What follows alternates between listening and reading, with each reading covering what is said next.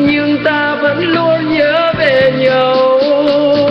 Hứa thật nhiều, quên thật nhiều, khi trách nhau có được đâu.